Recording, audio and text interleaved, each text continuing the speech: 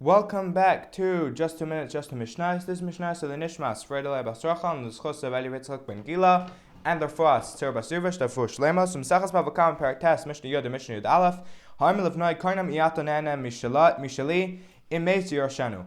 So if someone says to a son, Kainam, which we've discussed previously in Mesachas Nadarim, means that the son can't have any benefit from the father. So he says to his son, you're not allowed to have any benefit from me. You're not allowed to have any benefit from my stuff.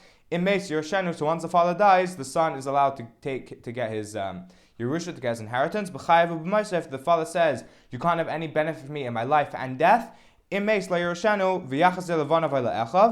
if the father dies, the kid doesn't get his Yerusha, he doesn't get his inheritance, and he has to give it back to the sons or the brothers, meaning his brothers or his uncles. But if he doesn't have the means to give up on his inheritance, I made a mistake yesterday. I said yesterday that this means that he lends money for himself and gives the inheritance back. That's not what it means. It means that he lends money and he gets to keep the inheritance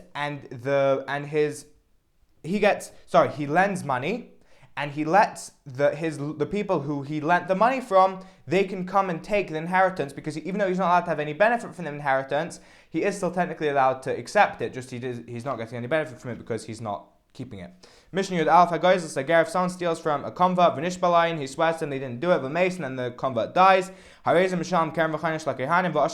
in this case, the convert didn't get married, so he doesn't have any family because he's a convert. So what do? The person pays Karen, he pays the amount that it's worth, and a quarter, he pays that to the Kohanim and the Beis HaMikdash, v'asham l'mizbeach, and he brings a carbon asham, a burnt offering to the Mizbeach, meaning that just goes on the Mizbeach because the whole thing gets burnt, and the Kohanim don't get to eat any of it. Shneimar v'im le'ish goya l'hashiv ha'asham elav, ha'asham ha'mushav Hashem la'kohen, mavad el ha'kipurim, asher yechapa b'y'olav, because we see in the Pasuk, we learn this out from a pasuk that you have to bring the carbon and pay the money to the Kohanim. If the guy brought the money and the carbon and then he died, if he was bringing them up, if the person who stole from the convert was bringing the money and the carbon up to Yerushalayim and he died on the way, so the money goes to his kids, to whoever's inheriting him. So there's something.